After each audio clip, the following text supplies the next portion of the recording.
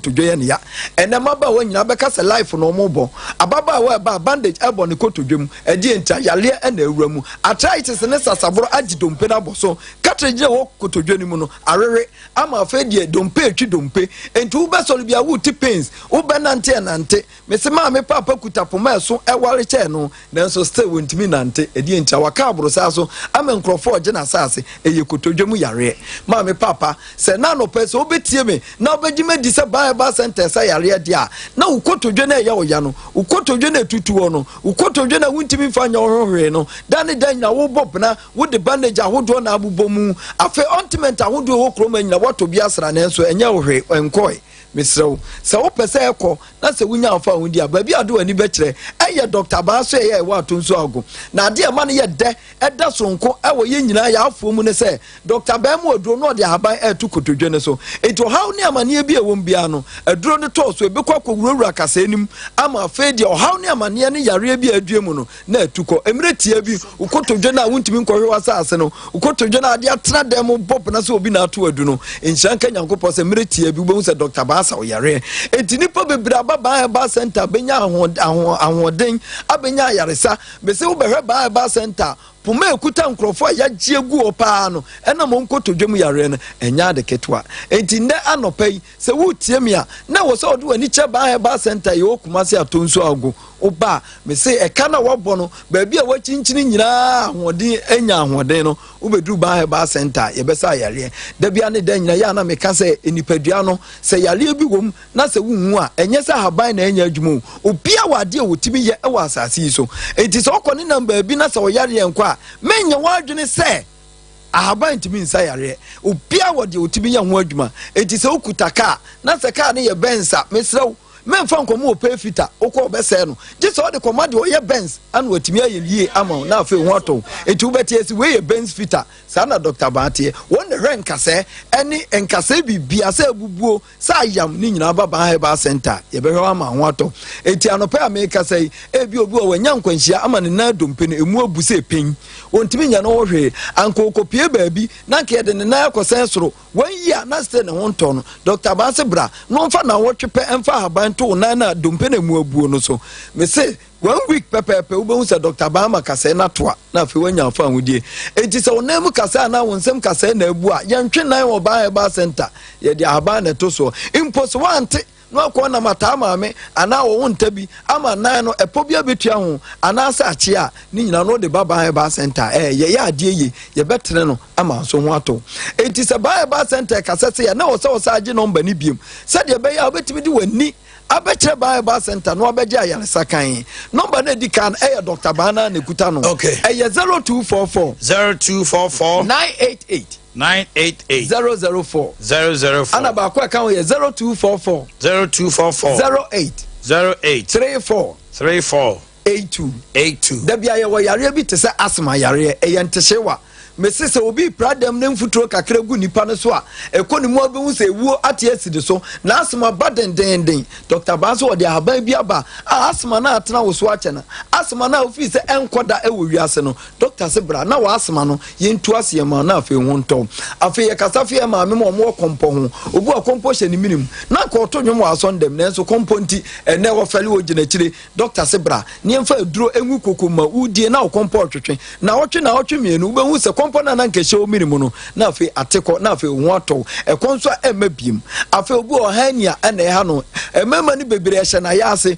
obu ane die afira akoto no hwem ama hwa na fe dia kakraka edi ama no se wanya two Dr. Baase bra na afi omo waduro na afi ntwetwe na honto etisi ka Bible center na ya yaresa kan ne esa no ho ye wo mfidi adi hwe nipadua ni mu nyina etisi ya mo yale bi adi na se yale bi na etete otitiro nkwala no mo ye nsuo bana ni nyina no mo mfa mo ani nkyere Bible center Kumasi atonso ago me so ye de kasa na ebe wiye je number no na afi ye mfa kasa no emre Okay. Me patch your number no 0244 0244 988 988 004 0244 988 988 004 004 ana ba ko e kan we 0244 808 34 82 me patch your for yare nyina ba bia wo so wo sunwa na utemi ni nyina fa beda ba heba center ni enso enfa haba ne de entu ase na se yare ni nyina akọ na so de ani je free ba heba center ubeti dede ne mrane eye ba ya de tiefo ne ahwefo nyina wonderful MC now so the account here day asebu na o mai na misu adwuma 1997 na asebu ma free nwom no metimi atuni nyina asitire eto mo ye ya no mse de nifa ba ko do say eh wo de osa asebu na MC asebu na be ya asebu na me dia manfi ne be so enkomi bukum enti ani asebu na me da asebu enjoy your day my bro. Okay my mini all right so yeah that bound for us anopay so mo so aba platforms anopay a omubua ama yetimi asomo nya asomo sompa nya kwa brother ma ofia sanso no chairman mo e wo fie hanom anopay sie Kwasi Joshua executive producer for the show anopay yebedi nkomo yebedi ko but my make us be there's this thing that is going on na akomache ye nuana na Nkwantabisa na opom te say Nyankopon adom o berema ye na mpacho na wonso e Nyankopon adom Father's Day abuma ye din kama o es back yi ama nyame adom bibia de ya no pe otim se aduane am din no and rich body yes but anura de me hu ade bi wo Ghana ha na me susu se narrative na esesa concerning Father's Day okay anura nkoan me hu bibia se over the years no kakra obehu an say oh Father's Day next week ni dru ho a old na ye see ye last week oh na fe ye refi ye ho say ye be frɛ ye janom ye merima na fofo ya dofo ye dwuma mpanifo ye nuanom mema ye no wo mo ye adwuma ene ye busuafo ye wo fafo but enu ade me say ukọ abefo kwan ne so a social media platforms ahodo no obi a celebrate be ma bi him so ade ne tene kakra nti ye be ye yeah fantastic na yako menim say efe bi akonya to a aprapre ba yes na aprapre ne nso ba obi a opportunity say opebi pa but there's something going on and the new patriotic party to me I think so omu fie no munya nwoma yi okay sa kind of tribal way down the omu nsem no it will not help them ye twem wo ho it will not help them abroad ma and two minim how our people are minim how we campaign fa because one ma bet yes oh obviously Dr. Mahamudu ba mi akwa kan same way was a man for other team is using people say obi an kan cho say the papa na kan you uni nkwan so can be but why is the evidence of what you are saying say papa na akwa kan same way akwa kan same way omo che say papa ni di party no to you know say what you are saying it's not true so why would anybody on earth Yakuba na adwen say because who said the team are wom no or said the member winning team you are spreading falsehood lies against somebody namu we are na ba kuja it's not the same team number can abo masaba abase Ghana for to abamo exactly they have to be very careful sometimes I think say oh can throw bebre fa opponent ho a eye ne yama mienu either say woni message exactly. And now you have the fear of losing exactly na ko papa na ba so the vision aba so also our camp now is also a vision you bring your vision along. Let's discuss the visions. I decided you want to but whereby already where you're not now, where you're Santini, now where say there you're farmer now, and you know very well say as somehow okay, it is not true. So why will you continue to do that to yourselves? Ghana chemu tribal and religious politics. And if you are brought my semi panic and cry, a palpable falsehood and lies, you don't have any evidence to buttress what you are saying. Yeah. So sign your money free. Well, some of us you are not with the MPP, you're near MPP for. Tomorrow party, your foot on your day, mum. No, but young MPP for Krano. Obi biara won't be no or no any obia wo free any other political party NDC CPP PNC and na 2024 ye kwesi wo musu exactly enti ye wo interest wo mu say why na ba message ben wo de ba 2024 because obi o be yin wo MPP mu no 2024 the message and ye dey compare other message from other political party near the sigina ye enti ye wo interest so the interest be kan wasem na ko I don't know if they ain't to abani bi not delegate but we can only advise you bopa me na I can say futu opa na afa they have to be very careful because Adea no sha say our party no kwaso abasoro oba be do wa dwen say e be a candidate we and support no ntie na ma me ko kan we but e china bi no nyakon beba no na free within that you can say spectrum party din kwa na ba be national agenda na wo opponent enya opportunity kese enya wo na mo call super delegate congress wo kan say Dr. Mahmoud Bawumia ti say nti me to aba ma no ene nyame adom Dr. Mahmoud Bawumia ba be flag bearer ene wo kro na wo gina platform so ka che say to aba ma no na Ghanaians e be si gina na ye be gine say and people they make all kind of say we have interest in it because Adea bi sha ase a so nketen afei nationwide da be sa tribal way no asanfo we akanfo we ahonafo we eseremfo we and it is not helpful for national cohesion it is not good at all and whereby asema wo kan kra you know very well say only evidence be have to say that they should stop that omunyai embo omunyina emo man so and na only message wo be preachi na watumi aton wo delegate wo opponent and say wo candidate yi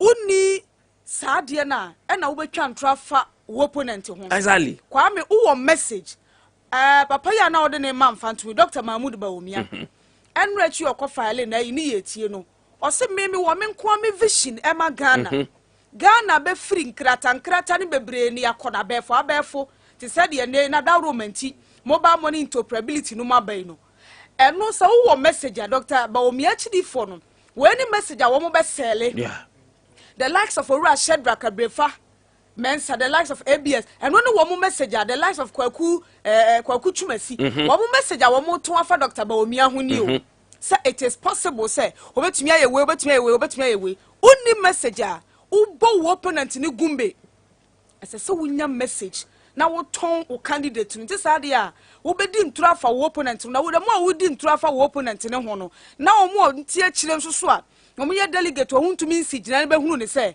wo ankasa wo ni hwe ka kire yen enu nti na wa hyeda wo bo wo nua ne gumbe ane ya sa na tie dia wo nua na wo bo ne gumbe no kura ne be to aba ne dia ma no simple na ya advantage that go because me no da bia me ka say o yo be say Iraq ne dia Japan the business a wo yinti me penman na asem because every youth be or entrepreneur person is one of the good examples you have to follow. Over era Alankwajo Chematin, the experience he have, how humble he is, the gentleman he is, and all that. Over Dr. Mahmoud Bawumia, she said in nature city, how humble this man is, how innovative he is. And the more candidate I can go on a preku and all that. Our candidate no be a good. So bring your messages. Let them vote for you. Simply. Then when that trouble, you know, when I'm politics, you should leave us. When that trouble, you know, I want change.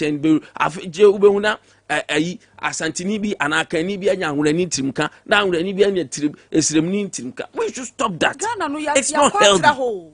It's not healthy. Ebiana ebi no re fia meti sehwi mitumi tra mi kuro mu sehwi besene kware awunani ewo exactly voter region obiti awunama mu obesene twam kware wo ba ewo northern region obiti northern region me ka sei wa betena Sunyani oware bunu ni ba obi wo bunu ha sei ne kunu wa asante tese ya cross ye ho ene wo ba Sunyani a ye wo zongo communities akodo a ba bi wo ho a wo kwa da gomba fo nkwa na tewo ba bi wo ho afrafra fo nkwa na tewo wo ko mikro mu ya metwa ye wo ba bi wo ho a togo fo na te won ye wo ba bi wo ho a frafra fo na tewo da gati fo na tewo wo kwa asantema mu a ye wo mozongo ye wo mfanti new town ye wo asonwase we kira wo se Ghana no ye nyini akwakoduru mpempenso se kasa anyi yimu esumunye yimu mifiri ha no atwam ebia wo wadwe mu se wo kwa akoto wa ba wo besi gina because me Dr. Mahmoud Baomia ose me si gina ya to aba ma Dr. Baomia because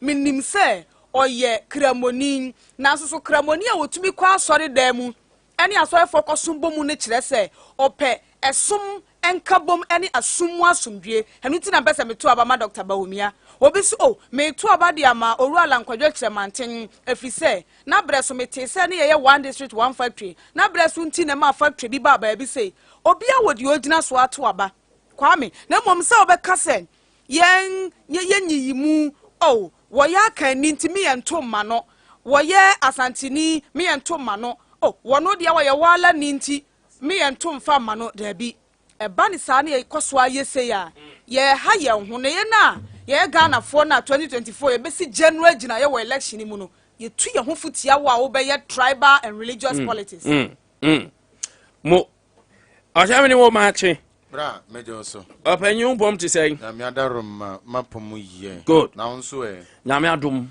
enra ma nya kwantimi am from happy Father's Day fa chemi enra na da nyoma ba ku biama my very so ye mo wonum so timi kopie mu o esback no ye papa no ne wono do papa no ba ye ene adwumafo mo esback no se ne onhiro bibia ye ra dance ne yere estate nyina kosoa se afibia no ye be share papa no man munyam e wo ho no me no so ye kama ai bo bibia baso kwame ya ne na management for ase Akye ye betemo enterprise for yine do mo ase enu amam ko yina mo bo adwuma so kama asabi de be twa mpire pa asabi e be twa di mpire pa yes demo oni hwe kan dia me ba yera John Dramani Mahama yera John Dramani Mahama ko asendot da ono ko kasaye da ko mo na o kan yo ahwe ni abere o mo na o kan ye nwuram na ye die kakra na memra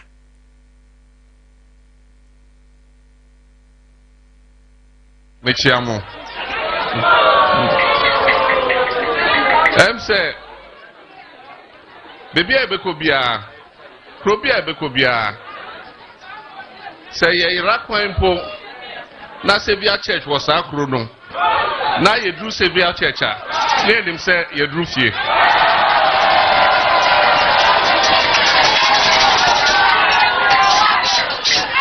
also for Abraham ye minua prekope na man kan che no pose me ba asenof ono a the divine intelligence who say me ba enti me whole program no so say Sevilla church ayedru ya also for say what say me ba na me ba monji me awa tu menim say an kampo a mo ba ye ne chance enti Sevilla church ye dia enti senya MP kan yem beka abato asem ebi say yinim say Sevilla church aba no ya to awie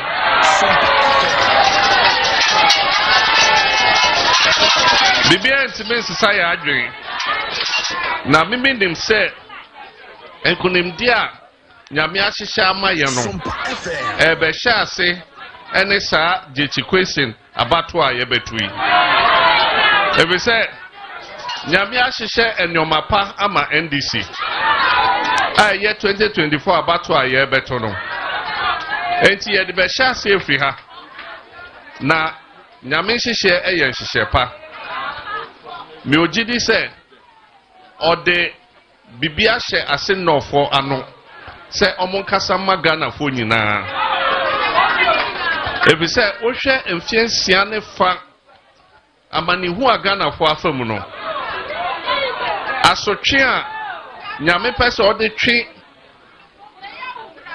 MPP for aso no ode ahye asemfo nsem asen no for de ahye monsa se e wo se mo kasa na abanye e wo honu ehu se omambo a obudon enye abambo papa enti minim se saada no nyame bekasa Sevilla church bekasa ase north bekasa na yenwei amani hu a wehu no ya man nsensi fom ebi se meka wo dansame se Akye ye bebie kwan se wa opese okọ Canada bia betro di nakọ aka se bre Ghana fa ekọ enso sa papa yi o te Canada bibia ehia no oye na djuma oje ni sika ohwe ne family enso 2020 ye ka kire me se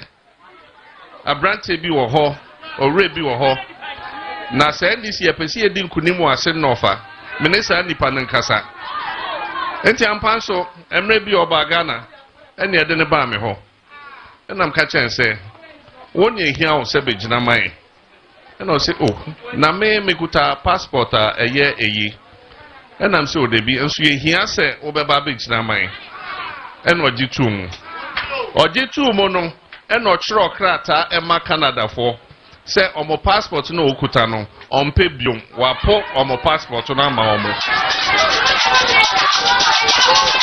se oba begina asom ne manti osan de omo passport ma omo na enye se enne Ghana no kreni ho a ankasa asemi menjindi se anka asema ewo se yefo asompo and so yeah the politics ye to abani wie ye no omu chinchim ye sa techiman he ejiji seats ni bi free yensem ye wie ye no na abana pai e chese ye call parliament omu 137 yes ye 137 inti o so omu pekwan bi a ombe yiyi ye MPs ni bi every ho se na be ya omu mbe ba be do so achenye nti omo de obonisi no so omo de omonisi yenu aba bi owo jomoro ye de omonisi ono so nyamencha de on ye wafam enso papai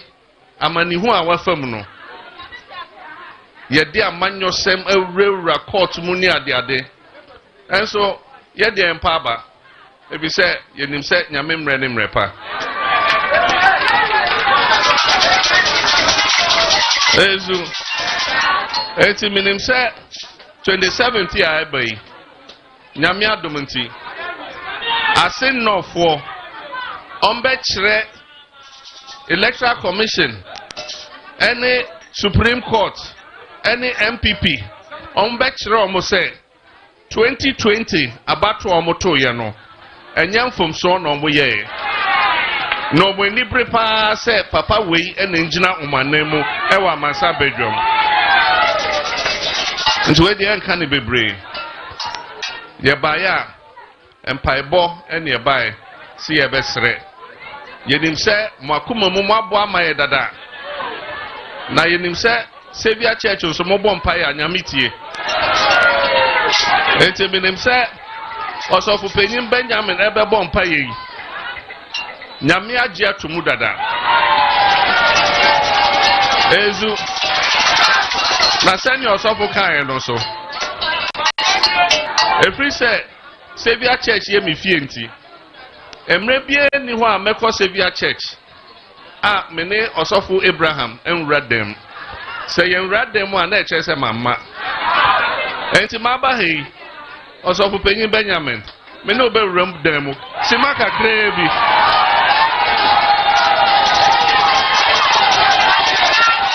na chrese ampa ni amaba mediem enyoma yede ebeboa nso enye echinechi anase na wotwe eba cement aye kan no modem hwe ebesi Monday na mo cement no ewo ha ezu eti modem mudisia bebia mo bedru bia mo maya sonte se hia se yede moane bi beba beka ho a nyame adom te ye beba beka ho ezu meda. All right, yeah, we need your the former president call no or said that no eto yera jachi kwesin so ensem nim na nyako asem no na kenu for reatan so akasa afa the growth of the economy na wakase Central for so we kwan mu fa so your reportage when it comes to economy na. Wa kan say bebre. And so afa emo a ye be here the global effort. Say ye gina ye betimi anyina bom. Aso ma won timi nka say wa IMF na nti wa relax there bi. We hear other factors that can help the country to grow. Abron ma memra so no pay. Meda se nana Nkwantabisa, Mr. Omenfanche ama minua Abdallah phobia no pay. Menim se obie na fidie ni mu pa se adofo ntie bi me ba bi oye adwuma no. Minua Shanton se de nsu atoi sabre wa biem se nkrofo ntie nsempa emfa nka wo mo ho hye. E na menchia me of just one day wo Sunyani magazine mu. Na inchia me papa owura kire di abo ene me maame Akye 1 o se ka kire wunua na napoku ni wunua kye me ne wunua se ke se mo amma metna Sompa de kye bia so na nka enim se radio etumi ko different level say ti maame Akye 1 ye da ase pa nyame nhira wo na kwame ma memfa umra ensem bi mu kakra bi na fei menka mesi former president Mahama nasem ne so mene former president ya adwene 1,050,000 and 100,000%. The tia mene ne ya adwene ne se Ghana ya manyosem na ye no eto mre bia ye fra de bi political witch hunting kwa me se o ma political witch hunting ye bebre wo wo ne wo opponent ntam mesheda fa kwan bia so mesheda hyemra na chi mesheda fa kuntina se wo de metumi aye bia ama me opponent ne ho akire na ho ye ahi no kura wo mu no ye ka no kura nkire ye ho. This is bare fact. This is the hard truth. Sompa FM Adea bi wo ho a eye purely emra obi ani su tumi. The courts of this land and be decide say ya district, say ya magistrate, say ya high court, say ya appeal court, say ya supreme court, and the best siege na ye. But Kwame, Tom Rebi, now we shada ya wadwin say you hide behind the courts. We shada mani ya say, media said ya ma bom tirim pose. Mema suma si akwadem. Said ya ma bom tirim pose. Mema suma si contested. Mema na ni magu ase enua na me pese me ye no. Citizens no ye hunu ne say wo ho ye yahi.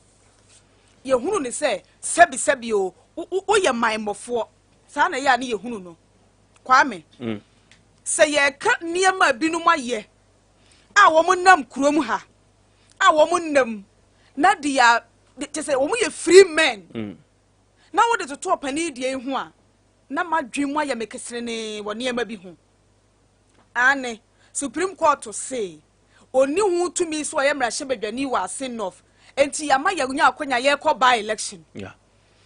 Supreme Court to can say opani wu gina bio wa Sinof enye yi a kami ubekwa kodina kon contest. Supreme Court to ensi ne kwan say ma won contest bio afei de kwan mu da homa no first na wo contest ya enu nti ama ye declare seat vacant ye ko by election no na ye susu say emramu mra ne say na wo kura tumi mienu Ghana de hye sanso ye Canada de hye na onfa Canada de hye no ento hom emeye Ghana de hye kronkron nti sa na tie de a aba ye to ye no ya bo ato agu ye nkoto foforo afei de ne Canada de hye no ode ato ho a wo hu nkrate de adanse so onye Canada de hye bio na wo sa akogina bie mu a kikiri bebrebe ene sei kwa me hwade bi na me ba abono ha ncheye sa time no metiti niema bi wo de 100 Ghana cedis beto ho ani a double na ma o kai DKM me nkai bunu ma yawo so obi ye bi on fa nche me abofra kafra Kwame o kai DKM o kai God is love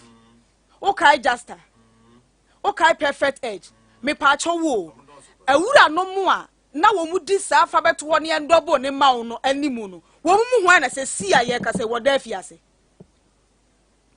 wo mu ho na se si aye ka se ni prosecution aye hu fa show Kwame ma me fancy ho ebio ne yati krom ha ene yenya abrantie bi na ne ho akono ni business o ye na obia de na ye susudua abemu aketo na o ye business minded say afa wi ase no ya ye de sika ba beto gold ama sika ama number 1 Kwame Nam one prosecution aye hu fashion. Besi sabre. So wo ye free man, so wo dem ye nim. Yeti krom ha. Ye nya baba wo bi free China mamu betena Ghana. Ono de ba ya ne mfefo de blender ahye bottom ase wo mo ho kwa store to store. Me pato me ton blender se bia ope bia. Na wo mo ton blender ye retailing. Wo kom ya me of adwum just when the adwum wo Sunyani magazine ye wo foreigners a wo mo di dwa wo ho. Na wo mo de ba mo so mo bedi dwa no ye wo ababa wo bi free China e fe no Aisha Hwan. Ababa wa ne ba o se me de e fa magudi etu a etiamra. His Excellency na nado dan kwaku fu ado asu akon wo so no. His Excellency former President Mahama su akon wo so no. Media no na meye. Ema ya tete kura mpo se allegedly. Wotumi ma ne China fo ne bia woni wo mo ye adwuma ne boga na fo tu okun wo mo. This woman ye nyan twani ti o. This woman ye nyan prosecute ni wie yo. But ama wono kura mpo asabio wonya akwanya sensuo. Wonya akwanya sense ase wonya akwanya sai niema bebre wo mayi mu kura na allegedly wotumi aboga na fo bi kura etu okura kun wo mo no she is there. Ni prosecution nye hu fashion. Kwame yet wo my Ghana mu yesi yetu judgment debt ya ma papa bi over $50 million Ghana cedis so saying. Papa ni prosecution net se sebi achichide ne nantie net se nwa ne nantie eyi ni se hebobo 11 ene ye de no ko ade achi awon ko o yesi waje atumi so betua sika no ontua ne sope otua ne sisi aye kasei obi betumi aka kire me ne wo anopa yi se yewura wo yomi sika ye tua ma ne se judgment debt awaje tumu se o refane de ama o man watua ne nyina wi when na bu akunta akire Ghana for say wo yomi sika ye tua ne se judgment debt de ma no watua ne nyina wi o abusuafo ye ge ye no ye de bia ma same construction so onfanyi kwoto krom kwanfo na nsu ato ye baduma ne ho kire yen ensu ato ntimatumi ahye fufuo ensu ato nti mia madamfo baba amando na obetumi ahye fufuo abakrom mia madamfo Raman 1 mia madamfo Muhammad ene obetumi ahye fufuo abakrom bisa ho se wo yomi judgment debt no besi na anopai hwan na ebu akunta akire Ghana for se watua ni nyina awie ni prosecution enko hu fashiwo na ada na ase ye majamjachi kwesi de ne de he ti se chenchene ya pese odam sempo mbra ne kura no eye flexible on him a chenchene ya pese odam Kwame yeti krom ha ya o papa no ye CEO Emma Kokobo Dr. Opuni unka de yekoso Dr. Opuni prosecution mu ena mempe justice honyanuga ena mempe wei ena mempe se ni prosecution konya onu kura yesusu se no ye CEO ni ye binum a wo ye ma Ghana abokakra no ni prosecution konya na owura jamjachi kwesi na sabio okoye Canada de hia san so ba Ghana de hia nkumu nipa emmo Ghana ka ena ni prosecution ye pese ye mane ye te se de sabi so odamu a ne ye ho atoyen Kwame ukai ashahwa de mamfanko achi mo mfanto ho ebra ashahwa ye chi ne first one na ye born in konsa ko ne my Ghana ne my China mu bio no ukai asem a then senior minister ka kire Ghana for Ghana ne China wa yonko fa papa ye jeli ashahwa de ne to afiase a e ma aduane ni na mpacho wo Ghana for na omutu efoma gudi eti amra galamse a wo mu de ye jeli wo mo mpacho wo eli aduane si table so as back menu a fathers de ye kodi ena no yade bi bae ye frɛ no COVID-19 Ghana na ye ku atia no e de yakwa wo ye hia mu ama na sese ye nya sika kra nduro ba ye kra nduro no ye se ye fra ade bi procurement processes koya ye fa so e kra ade bi ye to ade aban mu a ye din hihye so ye bia kwanya to ho kwa me so mesika betumi ato above case mesika betumi ato chames mesika betumi ato na fe ya hwe why na ne boa wo fom Kwame de ne ye 10 series o chame so bakwa akoto obaje ye 12 series above case so obaje 20 series Kwame de ne wo fom ye mfa Kwame sa procurement processes no yes so afo a wo hwe Ghana pomode ho nsem so na bo kwaku adima manu wani so enti no ye frɛ no ene ye bisa ne mrahye bedwam papa ne ka kire Ghana for sa busuafo mo mfa nche me sa abre no ya de ne timidwura na ensi so na me pe ntem abese ni pa FM Kwame sebi edura na nka wase eto ne sidi ba ko no o ma ye to ne sidi edunum onam yem prosecute no ye initiative prosecution processes against him. He's there and still the minister. I don't know regime that you question the ayat said the sebi o wono ne de chenchenia as so dem e de ntira hon se wo ya de wo man mu a Ghana fo no emre bi atwa mu gi se ye kokwohwehwe Cocoa House ni akoba bia Daily Graphic for wo mo office won ni akofa nkrata ni abiebie nkrata ekwa na emu aye ntutu wo be bia fa na wakwa hu page ba kwa ha na de adamu sakande kotu mu no ye de no atobo ase akenkan ene de ubo na abefo kwanso na obisa se de na eme de adamu sakande tu mu e de na ma ye de hwan tu mu a na yi ama wo e kira wo se wiase akonani manti yenso so ya dwen no enyini atra se wo be ye wo opponent wo be witch hunt no wo be fa all possible means se mema na dam e de na wo benya afiri mu Supreme Court to say na onyan denounce ye so ye Canadian citizen enti e de ye declare the seat vacant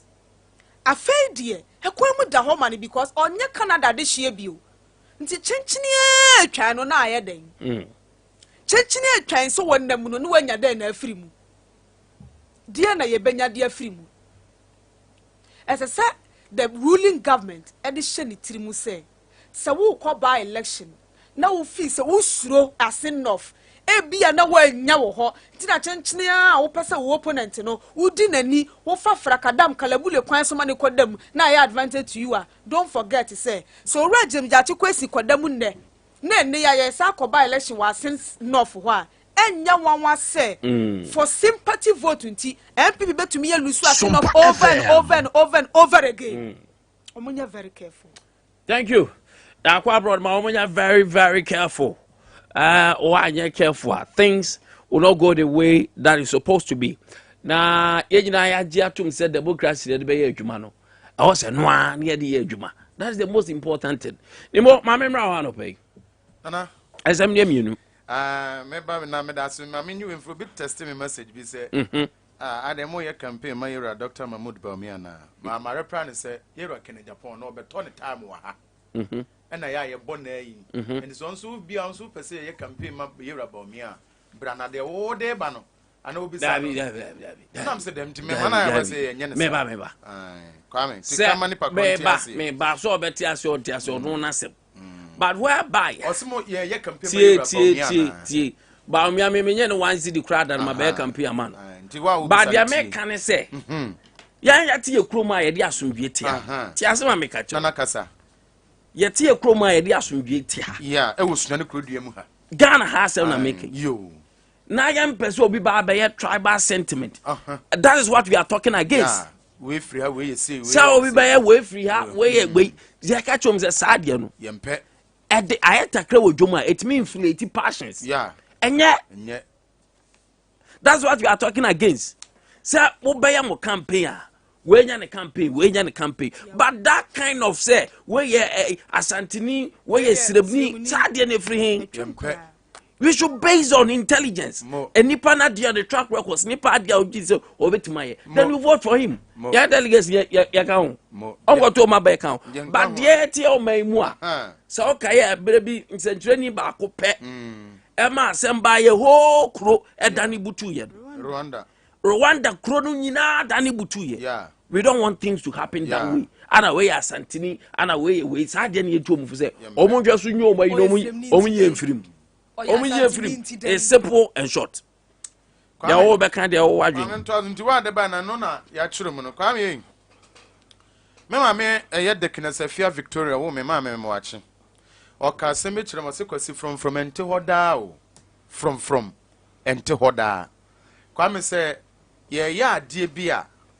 Yeah, I has a warrior phone son. Warrior phone son, what oh dear. And I got some bobbins so soon, so I can't say sorry and so Ganyans on sorry so. If you saw the baby so coming. As some say, I'm on your phone, ya no more if you say.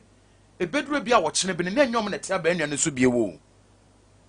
Obi eto man Ghana ma Adea MPP amanyo koni ye wa bra wo abem no ne pen ne paper no no na wo twere do wo ye di tia opposition parties no ofa na watwe ofa na watwe Sompa FM me send this was no na MPP ye bi enti bia sente sanso de a ne MPP ye no nyamia no nukure ni ne MPP ye no ebetumi ama sabio so china bi no NDC amanyoko no eba NDC amanyoko no ba nyamia no nukure ni obeka sa de MPP ye no obeye mi kwam ye nto man Ghana mu a ye to eye emrasebedwa aba ayi obi a obe a kyame hino emrasebedwam emrasebedwani atumi kofa ballot papers ni bi e de ne sisim gaw ewe se sabi aboa bi na wanya kawro bi a wo twe awe a wontimi ntwe no kwame se ye wo nana kwame Nkwantabisa ananya kwambron ma na me kyame ni mu a mete yayi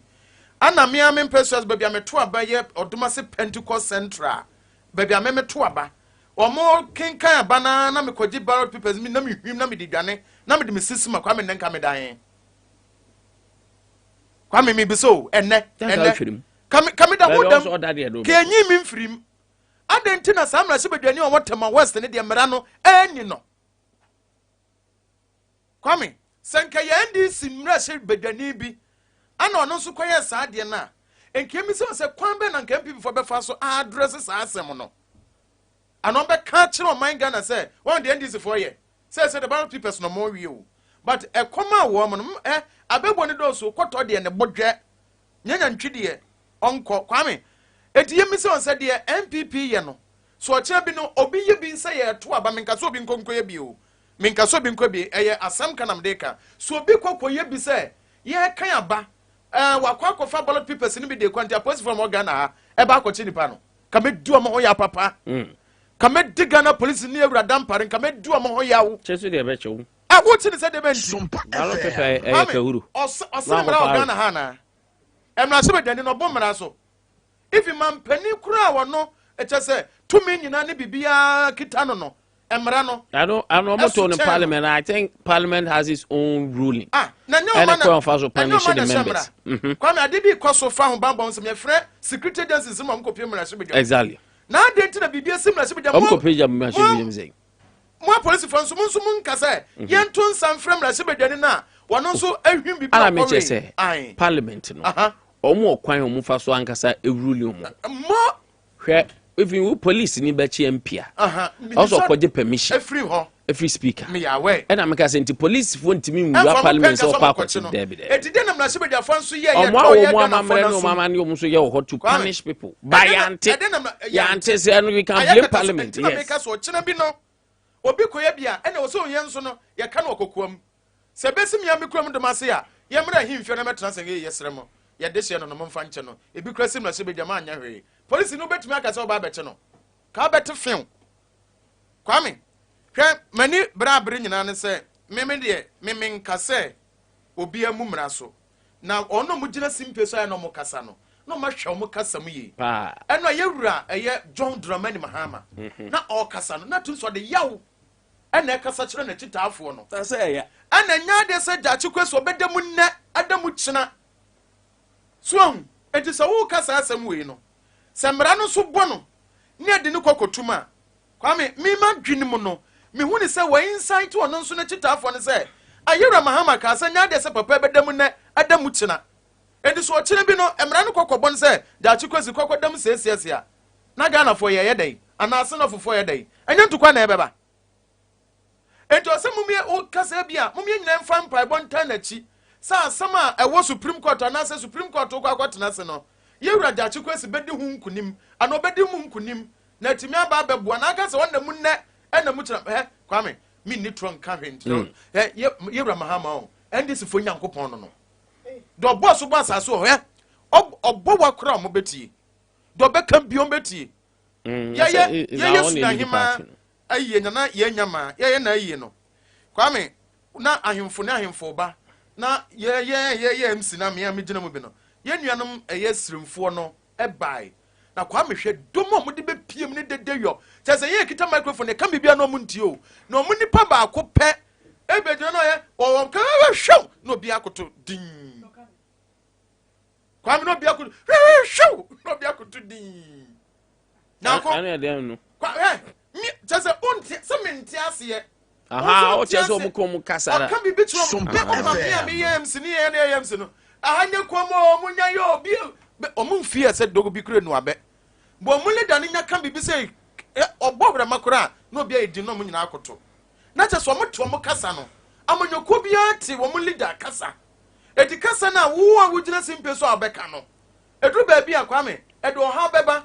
because me ka won na cheche to matum edi ba obi matum mfie nsia ne de wo ho na kwame obi anu ha oboro mena so obi anu aga na mamra no oboro so enti se ye ya ade bi a o kene bi na o se ye hu se ade na ye ne nkofa sunsanso bi ama na mmom me de me kase pa ne de kwa de ma MPP amanyoko ni se ade na oye ne ne no e wo so hu se onkai so o kene bi no bi de bi ye na ma wo medina ka so ye press conference en channel press conference de ye en channel mo ye na ehwo na ya kai se de na Kwame Nkwantabisa eye ya nka ho hwe no onso no obi de bi ye wa menka ho hwe nyamia nim no kura paani de MPP amanyoko no ne du ba bi a e wo so mu jan ane ye bema 137 Kwame Adea da wo mutrima no 137 no e wo se NDC amanyoko no e so timete na ye to abom na sebedwama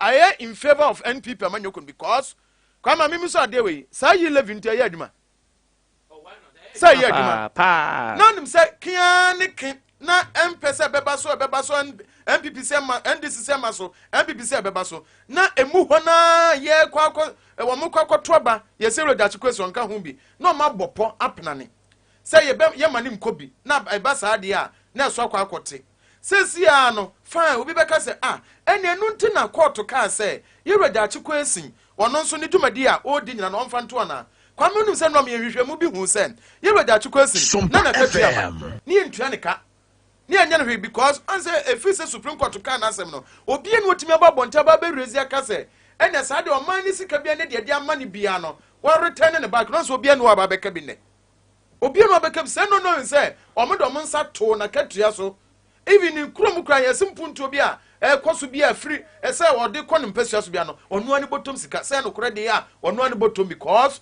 abane man sika abane nya ne hwe yesi etia Ghana mamra Kwame ntimi da maso ma meka ne nne ene wo kyena se o hwefo nsa hwe wo de na o kye bi no ankwankwa press conference aka se ane yabo nya kwambro ne ma mo kan se ntimi so ba be ka se mo nka hwe tembi pemanyo ko ni nyai watim wakame ne nya atwem no a wo mo ye no na o kyena bi no NDC betimi aba power ne bi na oba no oye obi a eno anu no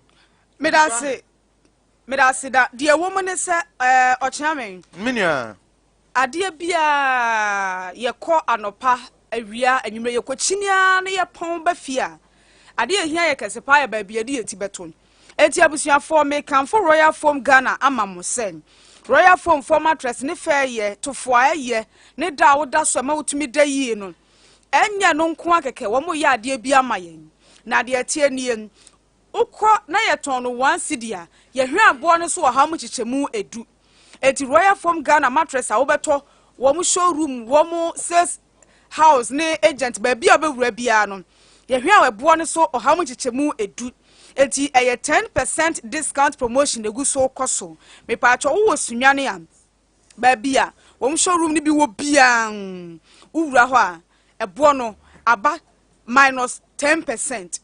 Na woje bia ye sign so echa o pillow mienu edeka ho mpacho wo be fresh 020 227 1000 020 227 1000 Royal Foam or say rest assured uhia sika wo de bedi juman eye zipe na amana ye simple obi amane wo free amanone as I say we or twen se joda beba na bank bie 830 wakwa wura makoyi sika da bi zipe agent bia ben wo no u mani sika free amanone aye makode bi na fe wo de sa code na ko zipe agent bia bet say nei other network no wo agent wo ba bia no zipe wo agent ko ho okwa afasa code ne momo na kokwa yu sika very simple me patros un register zpay mia *270# *270# patro de tie ne se Every day can register ZPay no. Ye chow 10 Ghana cedis airtime. Oh, Jimmy D. 10 Ghana cedis airtime. ZPay akonya no. Here so what special network bi so.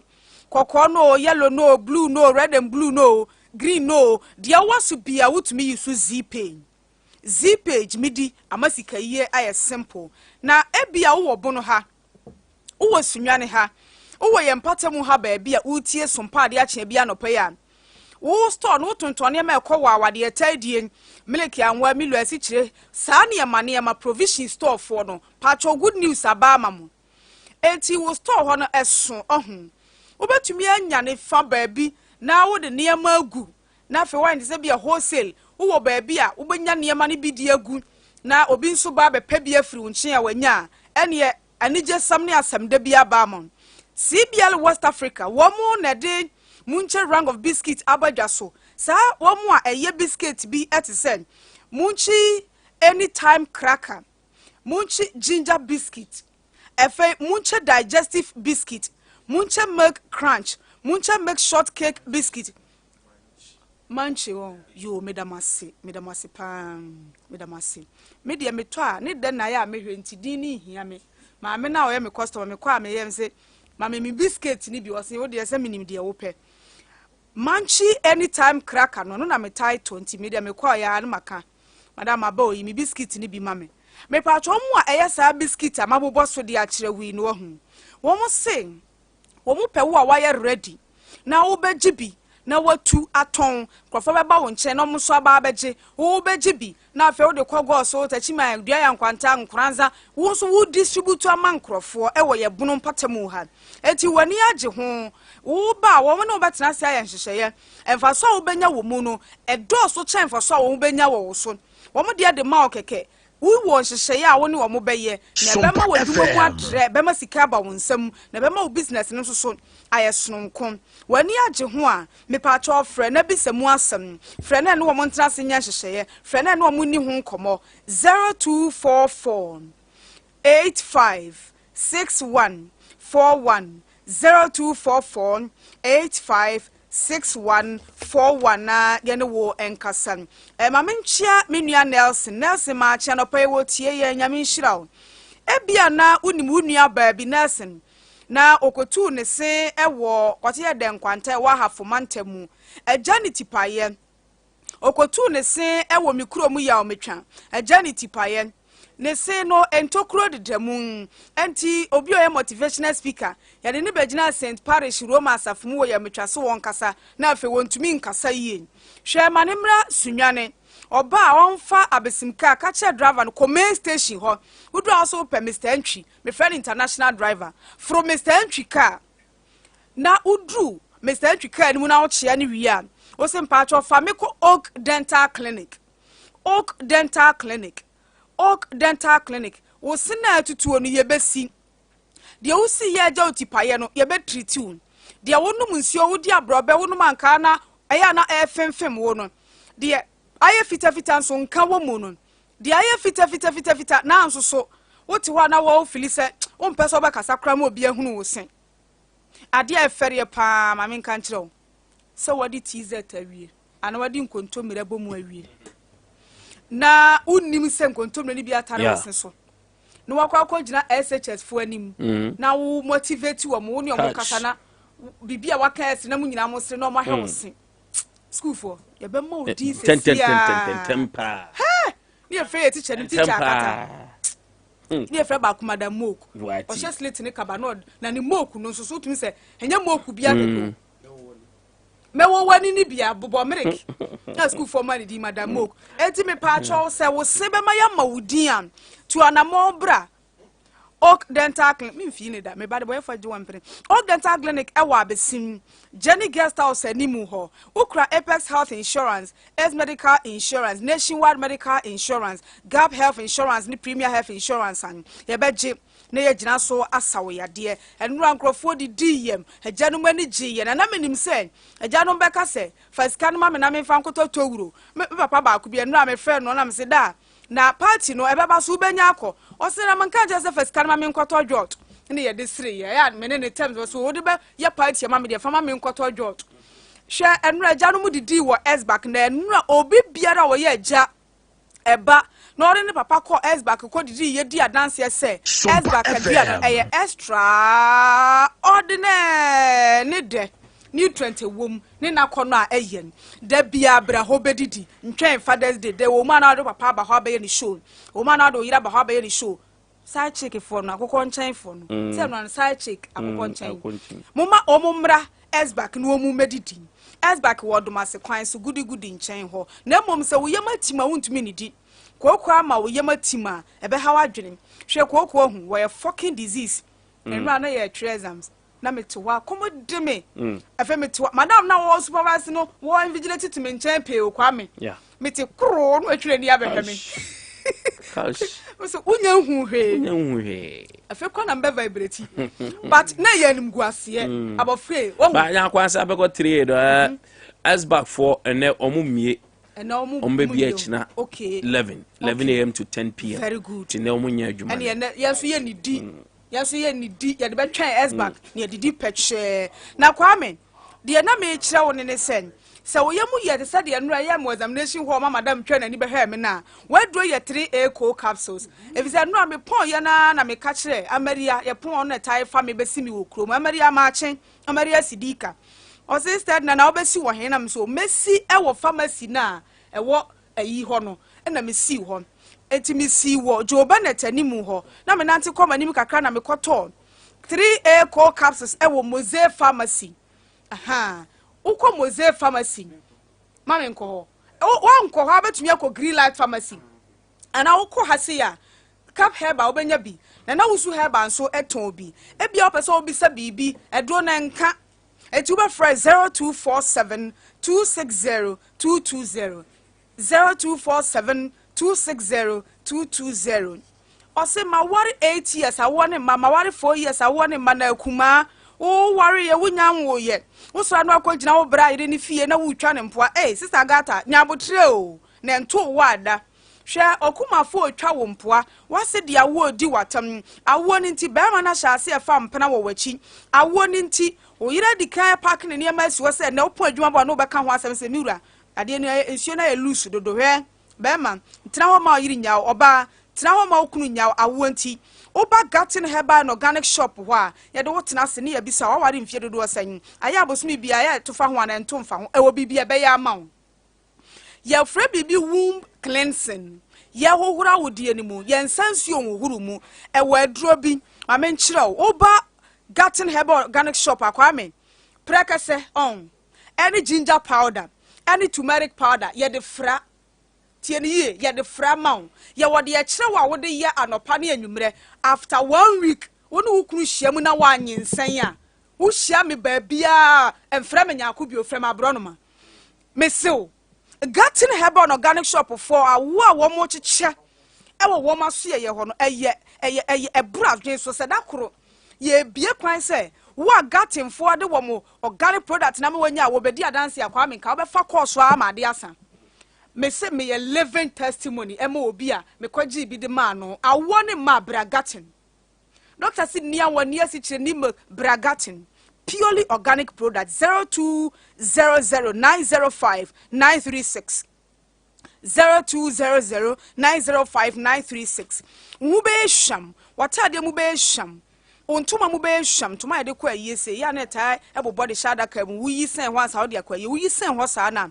uhia Cuisine House of Original Designer Perfumes wo mo die ni bi na wo de agu ntoma ni mu na mu aye hwam mekọ bunu beba so sei no wobekọ festival na sia wo spray wo ntoma mu kama ebi nso so na wo pese wo ba wo sesa ne diaper emfa diaper bi amono eye convi baby diaper uyi diaper na convi baby wipes na de apepa no ho convi adult diaper umfie ni nti na wa bomodin na wo yisu convi baby convi adult diapers no ebi Sunyani to anamo ebra New Town na obefra 0243 432 666 0243 432 666 na cha mi so mo 666 mina wasi ne benya sika agu ibotum wo benya sika atu ibotum sika de eye pa e wo so bi enya sika senya fa pen wonani na ba bi ba ko pa betime nya sika no ma me nkamfo mfa ma wo me kamfo me de amount se enoa ene betwe me de nya mienu no kurani betwe ni nua aviator sama ya lupri betwe ene ni nua aviator na sa aviator ni de ne board de papa na wo ba ne se he kunkulon da wuro be se manya 1.2 manya 1.2 na se da wuro ampa ha be senior man 1.2 na aba no ha aviator nya mienu no kurani na mienu ni fa ho bono na akotokore enka soro da eno ti jackpot atena kese enua ene betway ana me kamfo me de amount wasi de okita 1 Ghana cedi 50 pesos ya ubenya sika boten ukita 1 cedi ubenya sika boten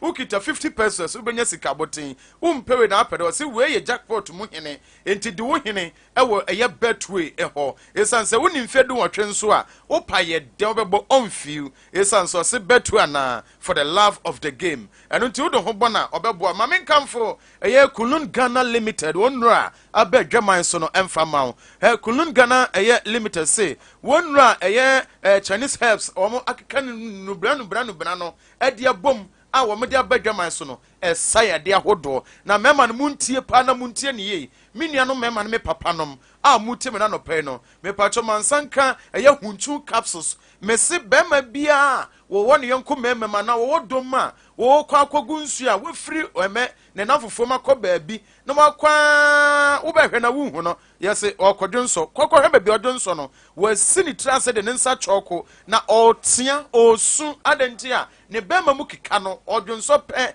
na mu ya ne ya obu no ogunso nso na emu apai mienu me pacho ogunso ntentama na bomode man sanka hunchun capsules na no na betumi aboa atu ya de ne nyina ase ede amount eno achi no so ye wo Mr. Kill ewo ho wasie so bema mu ede ma wawie no ewo se etumi gina so onse eno adapa na eye Father's Day na ewo senka utumi ma wo yere ene gya yere pese obo aba so na wo hye wanimunyam na enso enam wo ha bia na wo fam obema mu nti no wentumi amen wo yere o hyeda yes wabre o yare oboa na wo problem pa misro problem na wo mu no o how to atwa Mr. Kill ana me come from them enye din na mo Mr. Kill na ya dura abadwama so eboa ye mema nom no eboa mema nom binom eno nti wo hoden ewo fom mansanka Mr. Kill usisi eneta eye wo ya mansanka eye Mr. Kill no ebi me pacho adabrido fan club de yempe me so bomode mansanka Mr. Kill na de ba kwa ya no se wo de ho gina so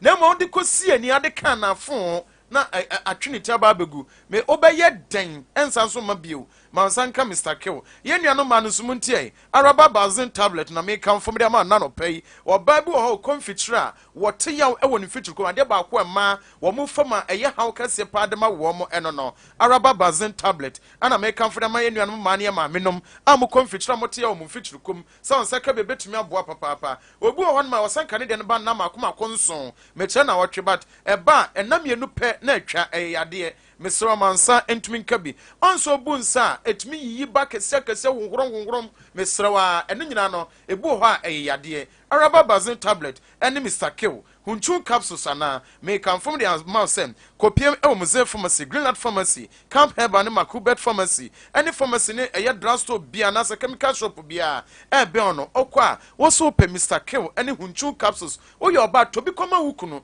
ana oye okunu so to bi koma oyere na oyire hu se mekunu odwene me ho ampa frɛ no 0206 271 016 0267 but 0206 271 016 Freomo na wonso emwa ema onsanka bi na de kan haw e kire wo mo wo hima enterprise na no pay wo mo ka say ma me no ma me nchem ne anopa atadwumefo a mo wo hima enterprise wo say eye pop hu ne mani nyina da ebi e wo nakache e wo fia prekwantempo no so mbacho ne Oxford enterprise ne di enhwe o hima enterprise me mfanto onim ope pop cement POP soap type bi a wope POP de oil anase de anwa aye ni bia kwame na se anwa no mode ye nyamia ne nukure se anwa na se no ani adi no na minim o na minim na mekọ hima eye enterprise na no munya bread chire mi mu na wokọ asa anwa ni nyina no nso ebi ewo ho oso pe eye fiber pop fiber ebi wo ho ope tenteni tita ni nyina bi wo ho ope bande no wire no nso ebi ewo wo mo eho ohima so mfanto no so discount wo ho a wo de ma obi biara nyoma ba beto ne tesu se hwi ne de ma wo de kwa ha ene hefa ye wo ka ho a wo betua sika kuma bi na akwa akoyi nyoma no atumi de ma from hima ewo 0203 721 906 and 0556 684 415 so from 0554 608 345 ofra ohima so obejo fel so na onso otimi aboa kwame yin answer before na efe kakra ana wo ye say da yempelin fofu Franco Trading Enterprise. Okay. Franco Trading Enterprise. Franco mamincha manager na wo hon metu chame ma ate ono adwuma fo nyina tito oba tuntum ye me chaya na wodin dem rafi me chapa tuntum na no kokko no kwame na me ni omani mo tse o mo peni panso se ahobrase ba bia to mo ba fo na ahobrase ni nipa ni mtie e wo ho sei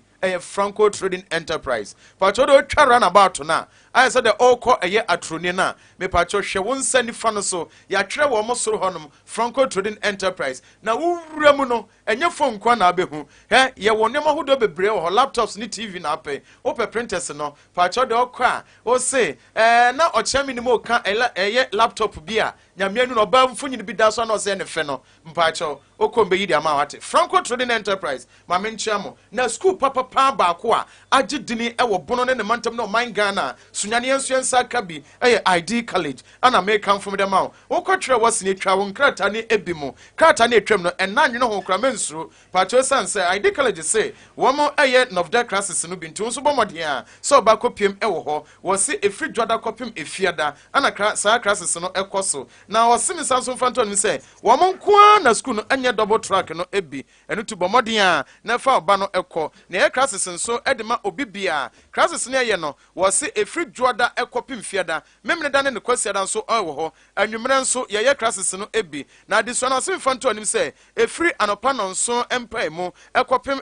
anwumre no nan na wo mo apon ne mo classes ne de esanse anwumre ebia na nya kwan kontino wose de abribia de bomoden abra na school no se day board and hostel na esanso echiro mu pefe se ubepem onto sika ntontwene kwaso so hodo ni nyina no wo mo bi from 0246 133 473 manager anasa headmaster da school no mecha na no papa 0246 133 473 and 0243 011 435 so from 0277 291507 ID college na waso de brana nya so betu sika no ato atwene da mamenkanfo Anatabo Ventures Anatabo Ventures se wakwa akofa WC ahodo ni nyina bi de aba Sunyani krodem bi wo ho ba akumienu miensa dodo bi a wo pato no ne border form boko sa chechede nante me pacho edina ede Anatabo Ventures se sanema yeboboso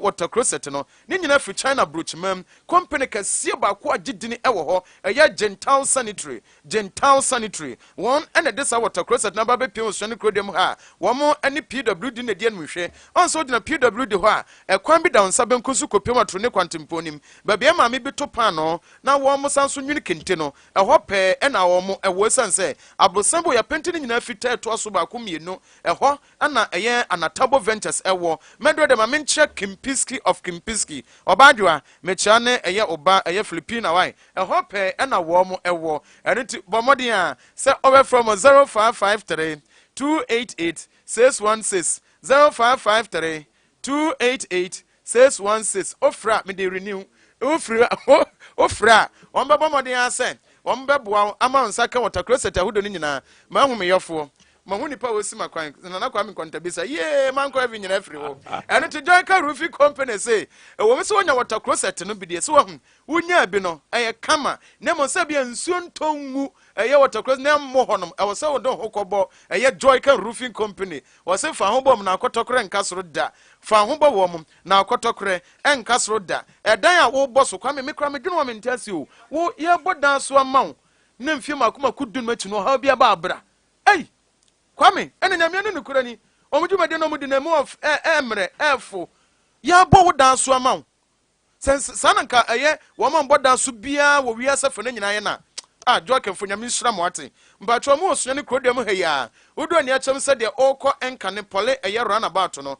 I cannot do going filling station on. She won't send it faso. One more Eldano Ewo, one more training Joy can roofing company, a horn and a warm a war from a 0551 009 000 and a 0540 125 816 ofra onsa ebeka womo na onso watumi abo nyako ochia me bi ho ma me fa wapomuden no ensi wa ha but ansa na me ma wapomuden na gina yie na me mapon akono ehuhia ba herbal center mo ba herbal clinic hwe ye wo bi a wo ye footballer mo ye wo bi a biribi a wo ye yenti mo amani dompemu wapira woni dompemu nana kasa hu se etore bi a ye nwuma ye moba no so nti usuti asese na wo bewie na wo kon achi kasa no etwetwe se wa study a ebi wo me so ekura phone no obetu ye miamia so a mu amoye abefo niema motete computer ho no otena computer ho fra no pakosi anwumro bewie na ne sisi achi besi ne kwachi ha no na ye ne ya hwe ne nsa ha sei no wo ho ntini bi na wansa ho no ne nsa da keyboard so be type fra no pa kosi anwumro bewie no na ne nsa no mu eye ne ya so ho na dwuma wo ye nti untumi nkase wonyae wonya injury e wo ne kasemu abusuafo se ye kasemu ntini mu ene yade bi na aba ho de a me pato e ba heba clinic se wotena se ma won kasemu e de ukowuo mu na wa na ope se kasenu mu hodwa untumi nkoba bia pedua na se ya no no hwe uwo ho ya hwe wo nan no joint ho ba bia kotodwe no wo no musa sa ye ho na ye kokko bi wadwe nkoso udware na nsuonwunu gu wa na ye wo ya ba nsuonwunu gu ni pedua no ba bia aka na nya wo ya woni bibi ho kakra no ekuro wo ho ane tienti fan social media enti da bi ye fan social media ade kase pa yade a esasa wo de ko ban herbal center no wo munya abotre ewura ntiri ni mu yade na ma ho no eye kase na twist kakra de kase na sa achia no ho bi ana se wo sonti ye wadwe ankoso ema ho na ye wo ya che wo ma na nya wo ya bi o so ekọ no akọ painkiller bi anom wo ma na aba hwe wan treat a be gya wo yade forever wo de baba herbal center na ye kase mu ni ntini mu ni sa nompe mu ni dia wawie thank you ye betu ase amo na wo de baba herbal center wo ni bonus wo mu nyina nie when na ye yade a ye sa di deku na bonus we mu de ye asa wakoto na ntwidam na ya to so no entoso na no baba herbal center na ba herbal clinic a bonus we mu ye koko ye fane fofo no se ye the 3 days na so bi ntiri mu ni no mpɛ mu ni kasa mu yade a we ne de ye 1 day 1 hour 4 hours yade e bia na wo stroke ana gonorrhea ana se bia wo se etwere yade wo menipa ne so aya na niema bi o ye no hu se oyiba me pese me ka so wo boda mo oyiba unhunu wo bi wo saa kwan ne so a o ya kri o se me yafunu pa aduane to me yemu na me wu ulcer braba herbal center omo eye bonus eno de ye nka de yade a treat ne we bonus ulcer do ba herbal eye bonus eno de enya ye wake up ma ye no de ye bonus mo enu ye bonus acha say wo body nkra say okoban kra yade ntimi yira enu no ye bonus mo enu na ye bonus nti wo chia me ba herbal center ewo Kumasi atonso ago hospital no na chipe na nya yira kwan dabi nti wo sunya wotumi ko ha na ya wunya ko ba stamina ho ko faka se me ko Kumasi wudu agina taxi driver bia trotro bia se me ko atonso ago mo atonso ago wutra na wo so mesi wa ago hospital no achi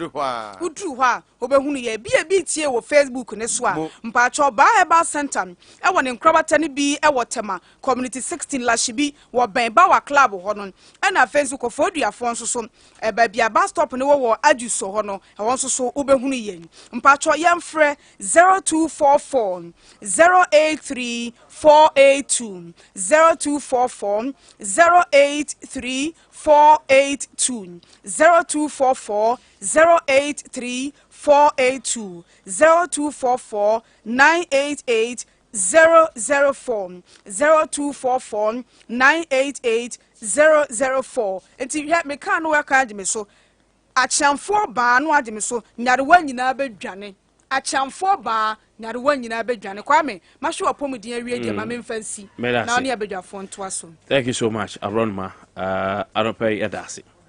No fra obro. Hello Wafa. Hello. Wafa nampacho dino modruhin. Na wo ho te sen. Me ho ye. Ya be wo ya dani yo. Tong ne no ma ba chu dani yefa. Wafa enu anti amafre wo yo. Na waya na me pe no. To bi mra na menye bi wo gan. POP. Me no enka me pe lipa. POP light. Enka pe German product. Na ye wo waya bi. NLE raka. Enkanka esuro no. Ja esuro no. Aboa so ntimi fa na no nka. Na fe quality fittings. Menye bi wo Ghana. Ni dana yesewie fittings. Ni niema we mi menye bi Sunyani. Kofi hwema me hwe. Wofa enye fittings o. Ye friend is fittings. A electrical term. Mami nchile wumu. Die open. Ebi wo Sunyani ha ya. Ye friend no lipa. POP light no. Size bi ya open. Sa odi she kona hefa.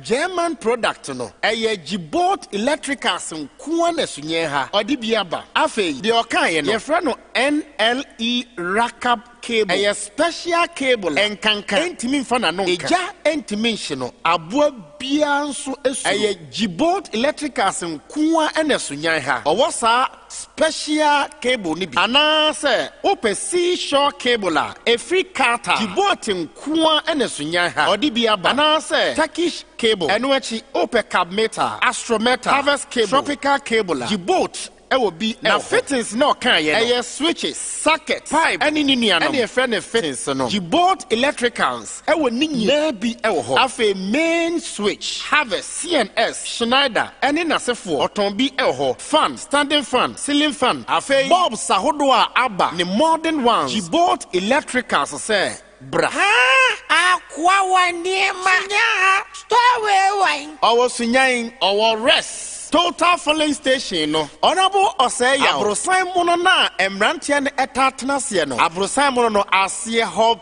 Eboho Jibot electrical eniema dodo bia obehia no eye negotiable qualified electricians ombetimi aboa ye ma free delivery and a discount nso ye adwuma oni Jibot 050 318 and 0244-241053 and 0242-2123-296 Jibot Electricals Braha for the cables in Yina Himfie anyhow. Say Lonat.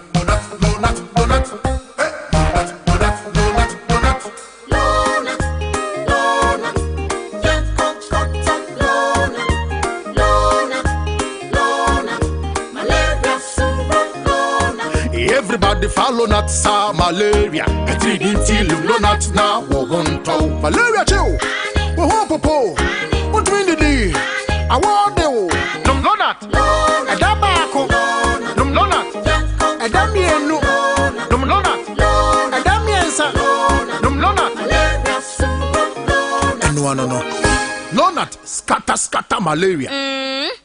Ojam, o wife to kwana. O tade no pie kura, ana wo mpedi biu. Me wife skin ne de enye skin na ye di pie ni biu. Ne skin no ente se o wife de ya.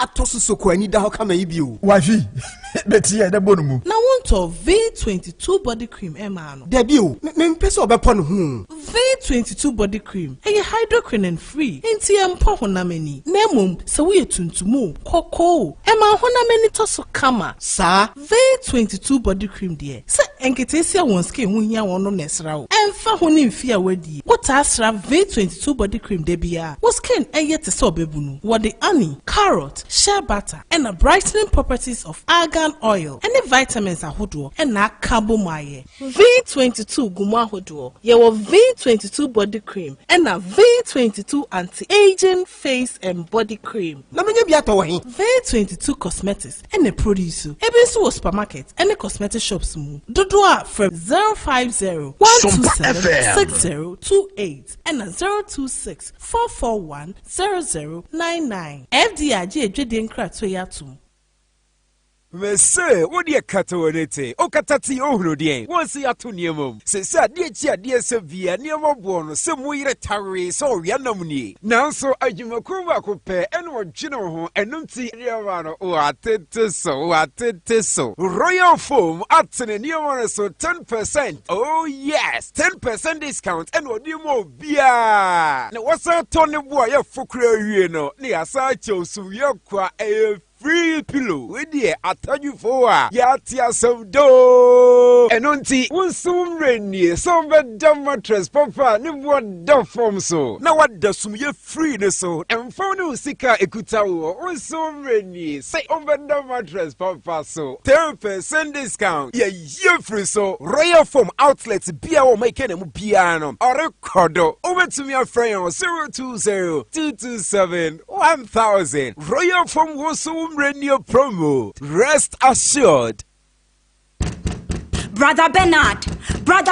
Yes. Onia anope die ekom die demi no. Pacho yenkope go bebi ntowa. Ene nkwa die be salad kakra. Wele talia ina kokwa memre. Se ne yahye da ya ma mepe. Se wonim se ne mepe meduane. Mami, tebe ya wo se what Vodafone made for me bundle officer. *530# e ye code a wo de benya achede ne sese ye pa ya hye ya ma wo. Benya weni mu nyina free 1 Ghana cedi e ko. Hey, Brother Bernard, enti wonim Vodafone made for me bundle. Ena wahye da de sie mi say. Oh, wo de boss *530#. Anio. Manisha utrim say wo de wo ye sroku esan Vodafone made for me achede ne sese ahudo. Me trese nya achede ne sese ya edemufo a ya hye da ya ma wo. Bi ni minutes dodo a wo de be call. Data ana internet. Na say minutes dodo a wo de be calls any data ya kan bom de ama. Wo de dial *530#. Na fa wo di Vodafone made for me sese ne achede mu. Ana download my Vodafone app no ene ya. Vodafone, further together.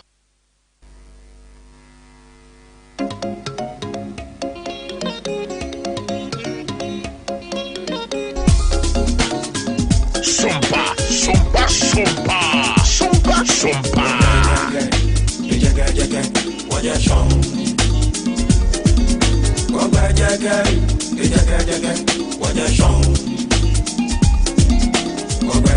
All right, Vincent Nkwantabisa Atenase represented the National Democratic Congress NDC. Dansana Sakwadian so Atenase anope. Onuso ejinamu ede ama the New Patriotic Party NPP. Anope bedi kwon kakra wa Sen North. Former President calling somebody to jail on the arrest and issues that are rising on Yera Jachi Kwasin. Then come more, I can't hold the Hodum. So now, Yera, Keno Furiata, Finance Minister, and Swakasa. So, what the IMF bailout to your Uni, a fair Kasana, or Matinas, you Madin Ankasa, Shas. We need all hands on deck to support the economy. Ebetimi as a fan into Mapa Efra.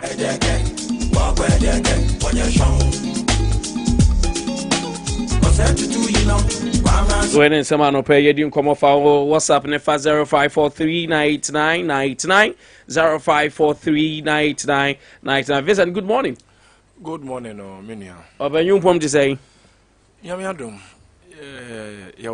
Good. Yamiadum Yaho. As I said, a while wouldn't even know. I was wooden one dance, Bino. No man could. I watch it, and I'm a more bonny, and I buying Guso at the brand. So you will continue to hope for the best. A tree anti inquiry and penny for say, Yenya HSwa. So your Honyamiadum or the inquiry na Akye and Anado ne Papa Baumiane, Mampenini, I can Furiata, do my dear boy. But so far, so very poor. So far, so very poor. Adea Chia de Sano. Na normal essay, normal age you go. You who in progress in Puntu or ya brabo. And Obi Philip, Bibia Diego, and Ghana or Madame Fobako says here like leadership. As for my team, you need Mampenny, you need minister, you need DC. Just a man at the house. You need DC. Never know where DC near Chrono. The assembly. No, as one can say, come up yes. Okay. Pennyphone because I'm penny for not the Ghana Equania. Then what is the sense of leadership? May I say? Because Bibia bonds out to leadership. May I say, Vincent? Bibianco Yenanoma Diego. Thank you very much. Mamencha manager Jake who Franco Trading Enterprise. I don't pay me himself when you pa ya chane Franco workers nyina ya mamumu any adwuma pa. Sa kwa dia ma chen. Seke. Abenyo what to say? Yesu krokra se ne de bia meka no. Inya da sori anopa na moje die mafusa ne katamada abodwe mu ana o se de aseda manyame. Se nyankopon de o ma de e chew na ho odene a na wo da na se ana oda na se kronkron kwan so nya se wo ahoden na wo home wo na ventilator so na fi still la no o san ebo amubu se wa bra bu mu niam anko yie ma se nyankopon ye wadom na o hira wo na bibi wo nsam na o ka se politics nti nko yie ma wa one way ya na blessing na nyankopon gusu hwie gusu no na wa pause no. We all have to be circumspect when we are saying some of the things we say.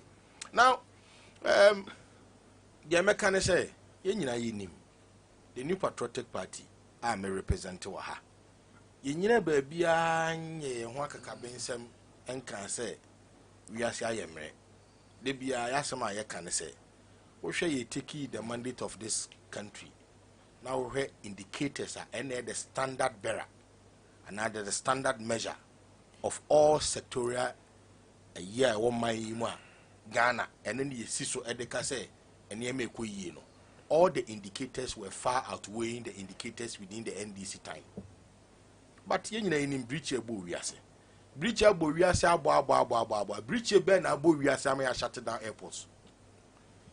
Breach a ben a bowiase the whole tourism industry of the world. A car a bar a ground zero. Commercial towns, more than 5 commercial towns in China and other parts of Asia, Echo Grand Zero, they were all halted. Macau, mentioned Guangzhou. Commercial towns, Nina by a Grand Zero. Because Bibi the sea, we are saying. As I near man buy and a man near me needed to bite the bullet. Inti Yanka said it is all rosary. But as I don't say, Finance Minister in New Patriotic Party, I didn't name a